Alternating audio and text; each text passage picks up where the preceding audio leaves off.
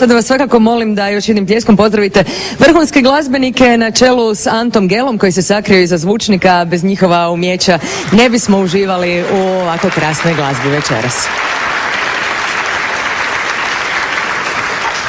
Sve smo lijepo pozdravili, lijepo smo se pripremili, vrijeme je da konačno upoznamo i sve ove divne ljude koji su svojim plemenitim djelima obilježili proteklu 2011. godinu. Kako je u opisu udruge među ostalim i promidžba humanosti, onda ćemo početi upravo s takvim humanim pričama. Svim humanim dobitnicima nagradu će uručiti Almira Osmanović.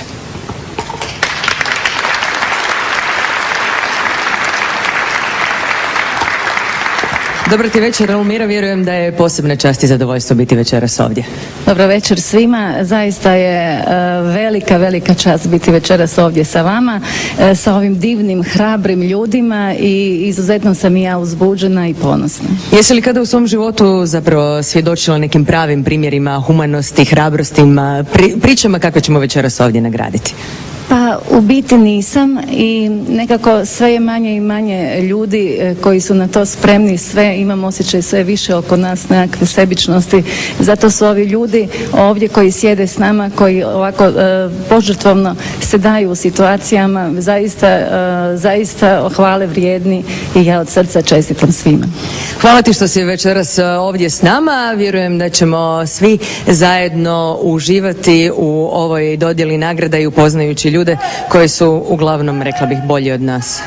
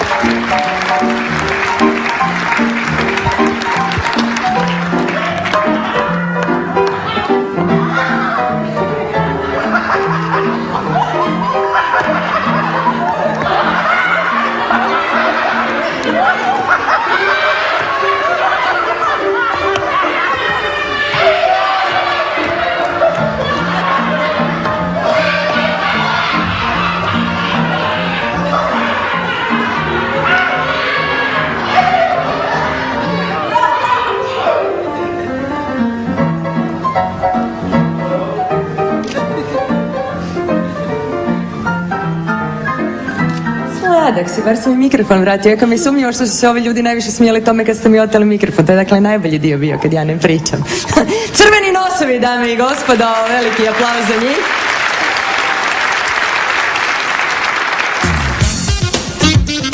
Oni su klaunovi doktori.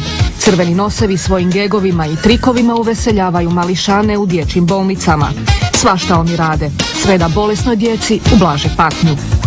Dakle, naša primarni cilj i ideja u tom ostvarenju misije je da odlazimo u sobe, odlazimo od kreveta do kreveta, od sobe do sobe, dakle ne rade se predstavice za okupljene, nego u stvari odlazimo svima, ponajprije onima koji ne mogu ustati iz kreveta i koji ne mogu doći na predstave. Klaunovi u bijelim kutama 2 puta na tjedan su u Kliničkom bolničkom centru Zagreb. Od svibnja posjećuju i dječju bolnicu na Srebrnjaku. Cilj im je djelovati u cijeloj Hrvatskoj. Klaunovi doktori su posebno educirani profesionalci, glumci, glazbenici, žongleri, pjevači i plesači, koji svojim terapijskim djelovanjem pomažu bolesnoj djeci i njihovim roditeljima.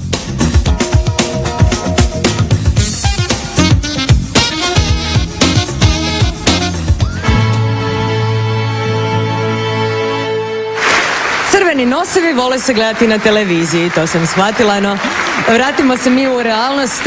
Radite s bolesnom djecom, mališanima koji se liječe na odjelu onkologije. Kako zapravo vratiti osmijeh i veselje nekome koji je tako nažalost teško bolestan?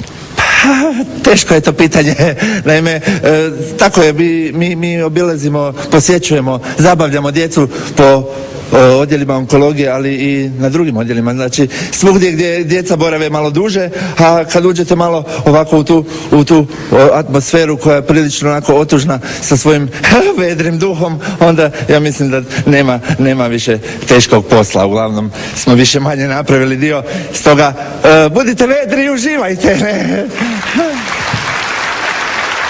Osmijeh je zarazan, klinci dobro reagiraju.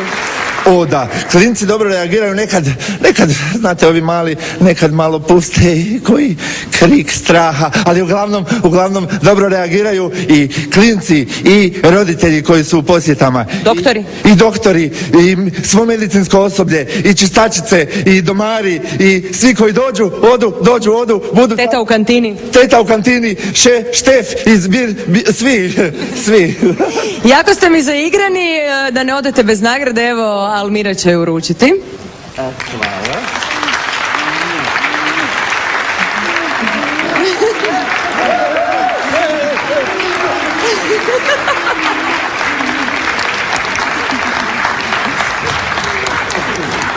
Vi ste svi svoji, vi se ne morate ljubiti.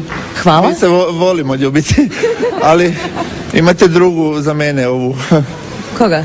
Ovu. Odi se izbori za svoju nagradu. Ko što se izboriš za osmijeh, odi se izbori za svoju nagradu. Pa, okay. Nema druga, bok.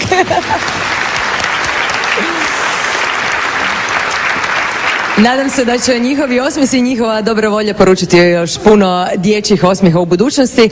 A u nastavku... Bravo. Neću ti ju otet, okej? On ju je valjda više zavrijedio. Sada ćemo pogledati priču o čovjeku koji također ljudima donosi osmijeh na lice, ali na jedan sasvim drugi način.